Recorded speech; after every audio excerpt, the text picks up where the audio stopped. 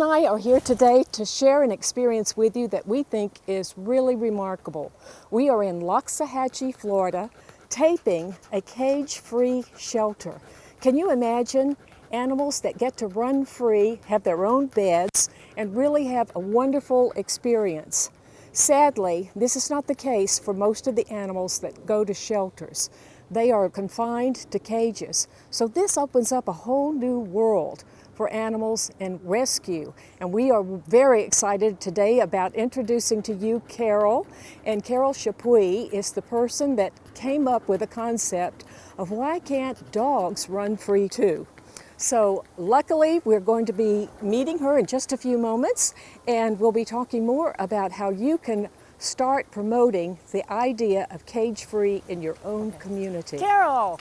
Hi! Hi, how are you? Good. Wonderful. Nice to see you. Oh, thanks for having us today. Great. And you brought our newest rescue and our mascot for the Pet Philanthropy Circle, which was rescued by you, Carol Yes. Chapuis, and she is the mastermind behind this wonderful concept of cage-free shelters for dogs. Absolutely. And you do it for your other animals too. I know you don't just do dogs. We do it, yes, sheep and horses and pigs, and we rescue everything. But we believe a cage-free environment for, especially our four-legged critters, makes a big difference. And we have made a 95% turnaround adoption rate for the non-adoptable dogs that were at the shelters that were at the facilities that were cages.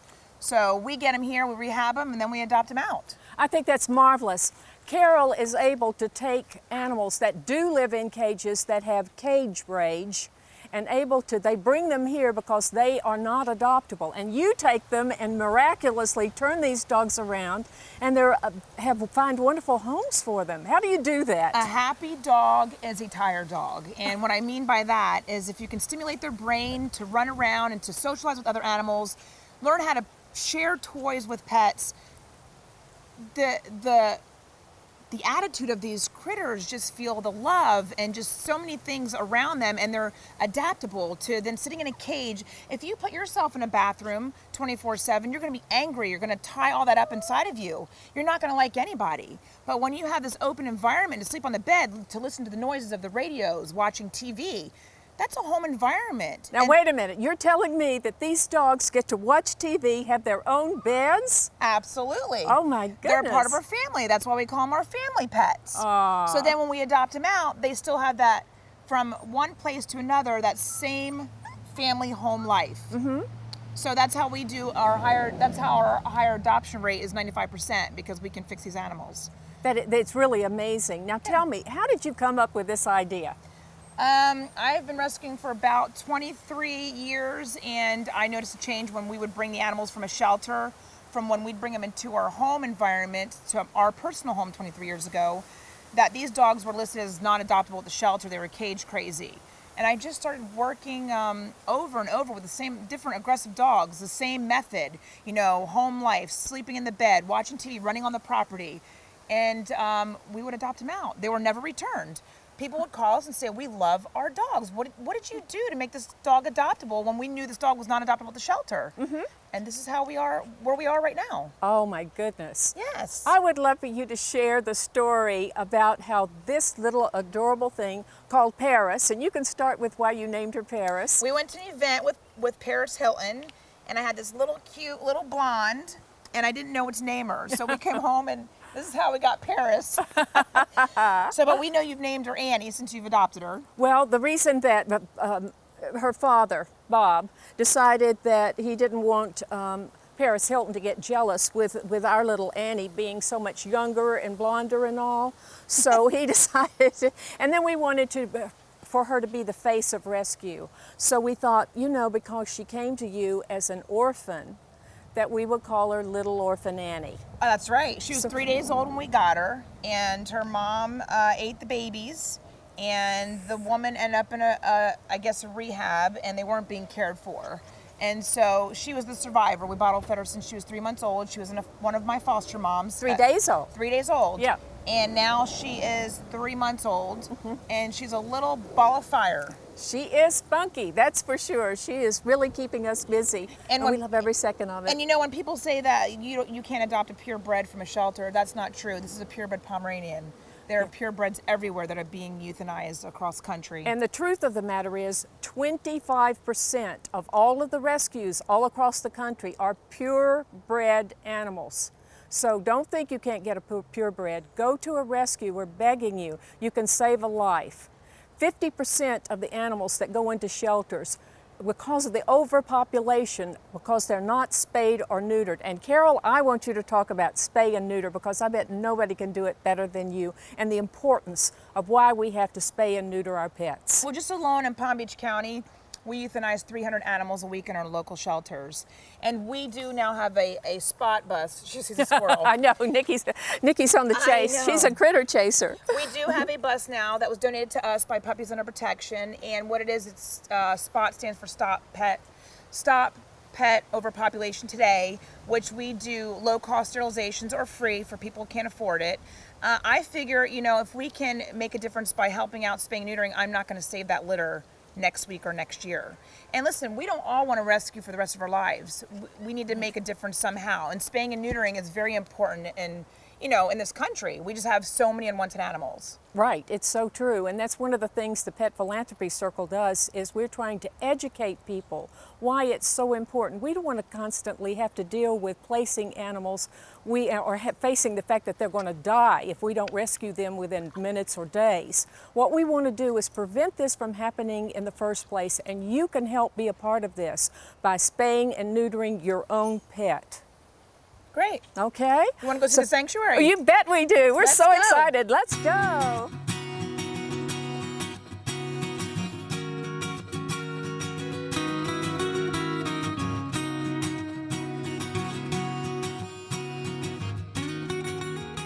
Okay, so now we are on tour inside the green room. Or the playroom. Oh, the playroom, that's right. This is a playroom. I mean, it looks like it's a spa to me. Look at these beds, everything. Tell us what it takes to design a room like this when you are housing so many dogs. Well, what we did here is we went to taller beds that are the metal here, because the metal is a safer for an animal. If they're chewers, they're not going to consume a piece of wood or something in their mouth. We did tile the floors for safety reasons. We also tiled up the walls. And the reason why we took the wood door jambs off, again, is because when they chew on the corners, they're not consuming pieces of wood. And here, this is what we call our destructive room. When dogs do come in here, we don't put furniture in here. Like, say a dog that comes in off the street, Jewel, they don't know what a home environment is. So we give them something that's like a big room with just blankets and kind of test them and try them out.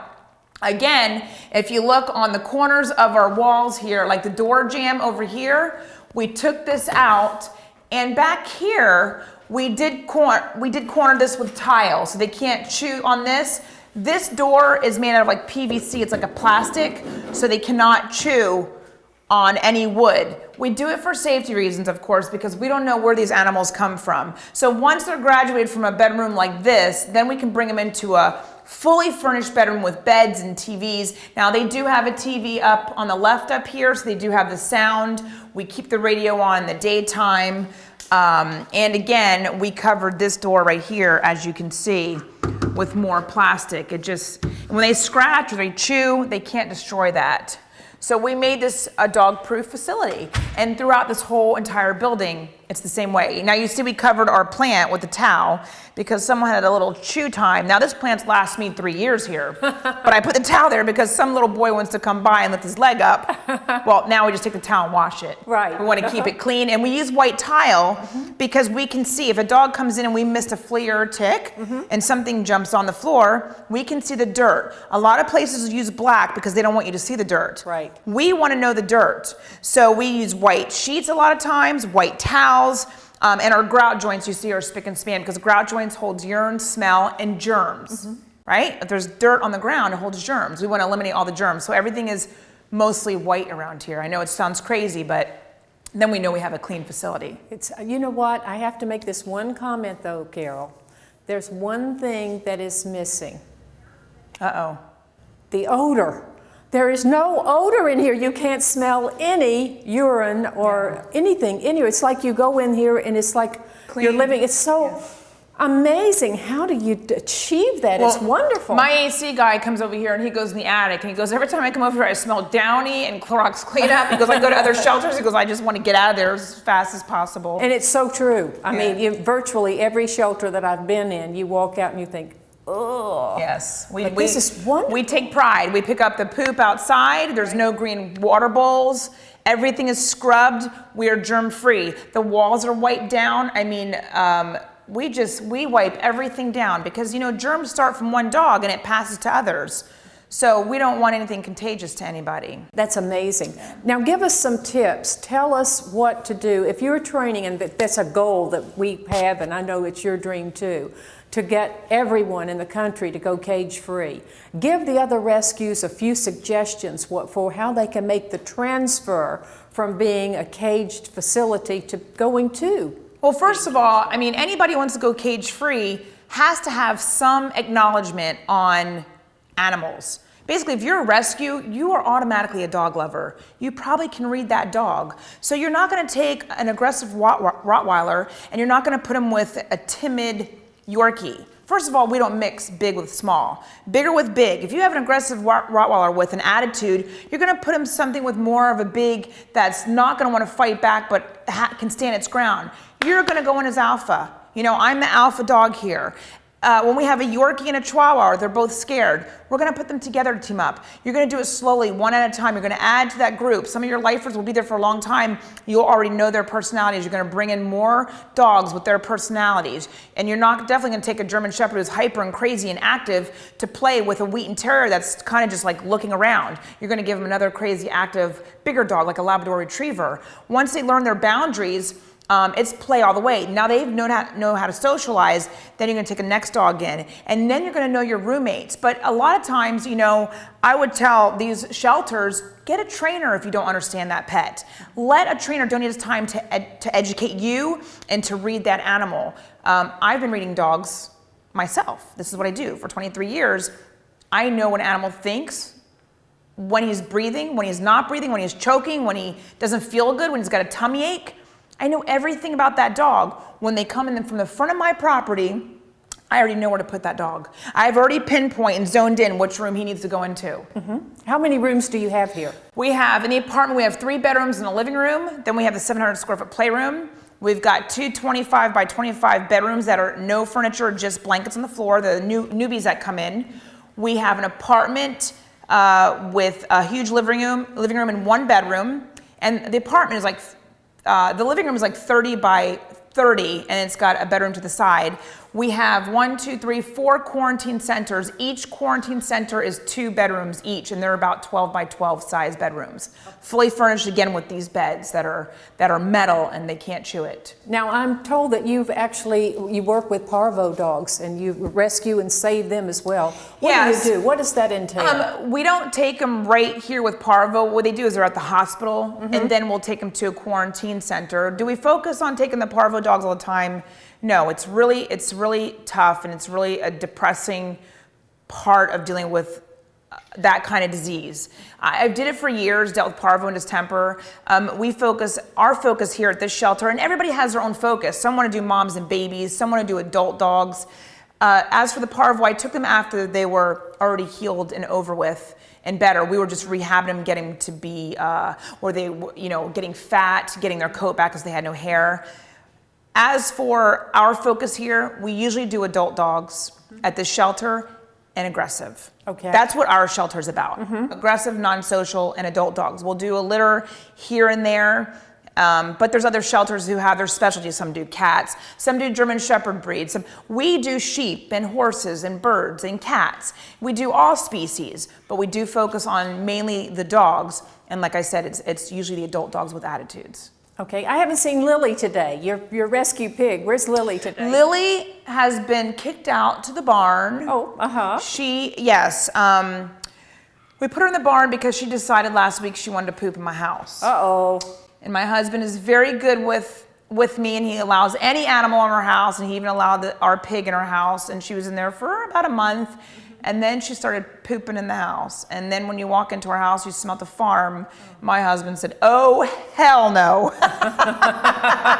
So Yeah. Lily is with the sheep and the horses right now. Okay, can you tell us the story? Because I love this story about how little Annie, when she came here, still as Paris, catching the tail and riding the tail. Yes, little Paris, known as Annie now, your new Pomeranian you adopted, used to swing on my little pig's tail, because my pig's tail used to do this, and she would just latch on it, and she was only like 1.5 pounds, and her body would just swing and dangle, and the pig would turn around fast, and she still latched onto that tail. She's a cutie. Yeah, she is cute. She's adorable. And who was actually bottle feeding her at the time? I had a foster mom named Debbie, and she's great with the little orphans. And she bottle fed her till she was 8 weeks old. And then you came along. Yeah, gosh, man. It was like, when she looked at me in that eye level, somebody was carrying her in your house. She was cute. No, it was her eyes. There was the intelligence. There was something inside that dog's And eyes. that's how people pick out their pets. There's like usually that connection with an animal. Yeah. Sure. I was looking at her and thinking how adorable she was. She was looking at me and saying, I can train that woman. Yeah, and she did, didn't she? She did, like that. She sure did. She's adorable. And there are many other beautiful dogs here. Would you like to see the dogs? Oh, they're I love outside. to see the dogs. Are you Okay. kidding? Let's go see the dogs. Come on, guys. Hi. Hello. Look at these Yeah, babies. come on, Wow. kitty. Hi, babies. Hi, babies. Hello. Hello. Oh, my. Aren't we lucky? Oh, look at these beautiful babies. Yes. Watch yourself, Betty. Wonderful. Is this your playroom? Is this your playroom? My goodness. Look at this. Oh, you're so beautiful. That's Champ. Hi, Champ. Champ was from a hunter, and he didn't want to hunt, so they dumped him dumped him out in the Corbett. Oh, you're kidding. So we took him. He was a skeleton. So when I say cage-free shelter, again, is we do not put toys down in this facility unless they're monitored 100%. That's another safe hazard that we had talked about, the way things are built here, but also we don't want dog fights. Right. So like he's got a ball. We do have tons of toys. We'll put them down when someone's, hey, don't eat that. No.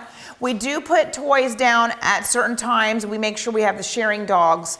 We do have, certain groups who do play with their toys, certain groups who are not social with toys. They got each other, they have the outside, we've got squirrels. So they're busy all the time. Like, now we know who was eating my plant. You see, it was these two. Yes, you guys were eating my plant. You got caught. Yes, they got caught. So again, it just depends on who can play with the toys and who can't, and who's watching. Every shelter's different on how many employees or how many people they have volunteering. It's manpower. So. Well, I know that you're planning on doing a reality show. Yes. And that is great. We're all going to be looking forward to seeing that. That's going to be 100%. And if you can use that reality show to show how you live and how you maneuver and you really do the mechanics of setting up a rescue, cage-free rescue, and we can get that all over the country. That is our goal, to go cage-free extreme makeovers across country. So we'll need other rescues to come to us for us to go and travel and teach them how to go cage-free.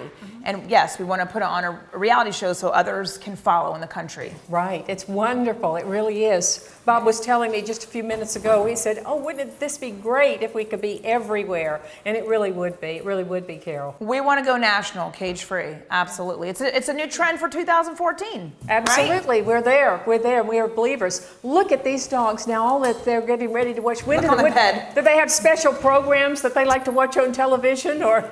We usually put some animal movies on. Now we do it, TV is at midnight. That's when I go to bed and lock them up. Everybody's all in their certain bedrooms. And hey, Cocoa Puff, please don't be rude. That's not nice. We do usually Animal Planet or some kind of animal show for them at night. And the light of the TV gives them a sense of where their water bowl is because it's dark. There's no windows. We have no windows in this room. This playroom was built for the dogs who have thunderstorm fright. The lighting and the windows that come when there's a storm crashing down, a lot of them are scared of it. We don't know their outside history when we got them off the street or whatever. So we'll crank up the TVs and there's no windows in this room. So every shelter is going to have their own little quirks. You know, you're going to need your no window rooms. You're going to need your destructive room that's like where they can't eat stuff. You're going to need the social room, the playrooms, the bedrooms for, you know, just with all the whatever goes into a household. You can have beautiful plants and the nice TV, and you can have a TV plugged in. The dog's not going to bother it, but people are not going to know until they get these dogs and where to put them. And the apartment is mostly my safe room for the small dogs, because that you do see more furniture, you do see more tables, you do see more things in the apartment, because those dogs are not destructive. Like we're here, we're very limited, very clean cut, where it's beds and you don't see cords laying around. You see the TV's up high, and you see, look. That's so funny. Yeah, We just had a dog jump up. Yeah, he missed it, so it's okay. Right, it's so funny. But we try to keep it high for someone like her. She was just proving us wrong. But yeah, so there's certain things that you do for different animals to their needs to make a cage-free shelter. Wonderful. Absolutely incredible.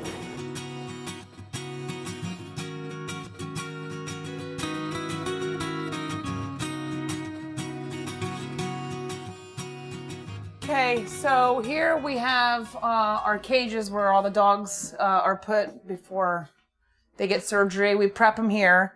And then over here, this is our surgery table. The vet works on this side, our lights. Surgery's performed. Back into these till they wake up, and then the owners come a couple hours later. We don't even suture, we use glue. So they don't have to come back in 10 days to remove the sutures. Wonderful. Wow. That's wonderful. Now, how long do the dogs stay with you, Carol, when they come in for spay and neuter in the morning? How long do you keep them? About 4 hours. About 4 hours, and then the owners can come back and take them. How many have you spayed and neutered so far on this bus? Well, we had it since last April. Hundreds. Wow. I don't know the exact account, but hundreds. That's right. And you've saved millions of puppy lives because... Well, I don't know, millions, maybe thousands. No, Over realistically. 12,000. You do. You save millions every spay and neuter. You're right. You are a Bingo. smart lady. Millions because we spay and neuter. That's it.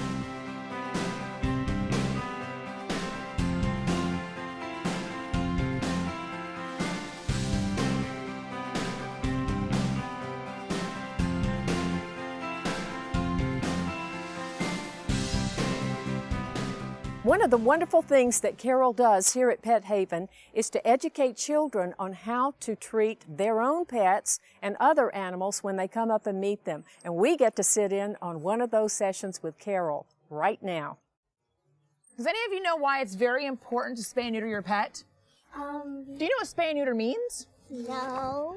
You don't know what spay and neuter means? How are you going to answer the question? Well, I don't. Doesn't that mean like when you make it so your dog can't have any puppies? Exactly. Spaying and neutering means so your pet cannot have any puppies. They go to the doctor, they get a little snip, and no more babies. Do you know why it's important for our dogs not to have babies? Why?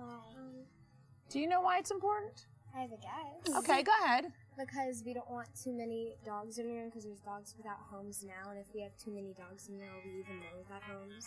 Exactly. So, that being said is we want to go to our schools and our friends and our teachers and everybody that you know, and we want to tell them we need to spay and neuter our pet, or we need to fix our pet so we don't have any more puppies because we have too many in this country. Make sense? Yeah. When you come home from school, do you ever check your dog's water to see if it's filled?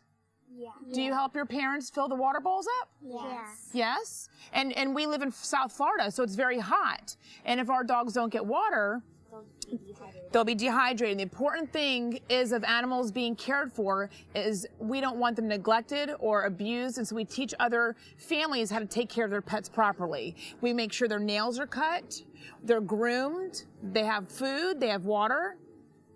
Do you guys help your parents with your pets? Yes. Yes? What do you do, Riley? I help feed them, give the dogs food, and then pick the dog bowls up and I walk them and let them outside to play. And how many dogs do you have? 15. 15 dogs? Oh, your family's crazy, huh? Yeah. How many dogs do you have? 1. Well, I think we need to get you a few more. We need to talk to Mom and I Dad. want a few more. Okay, very good. What I love about this place is that the dogs aren't all stuck up in cages, because that's what makes them aggressive and that's what makes them misunderstood. When they're out in the open, they get to run around and play. They just don't like being detained, and that makes them aggressive and attack people. And so many people don't understand that. So this is why people should come here and see how the dogs react when they're out in the open rather than being caged. Carol, thank you so much for having us here to Pet Haven. This really is a sanctuary. It's marvelous. We're so proud of what you do here, and we hope that you can be a role model for every other rescue in the country. It's really incredible what you do, and we hope that everyone will donate to Pet Haven Rescue to help you achieve and continue the wonderful work that you do. And we won't have to work so hard at rescuing animals if you will do your part and spay and neuter your own pets. Thank you so much.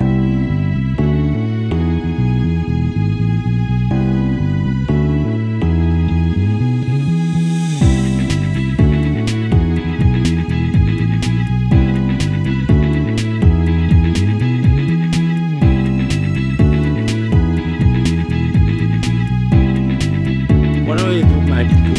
I couldn't hold it. What would you like to do with it? I can't hold it anymore. We got this.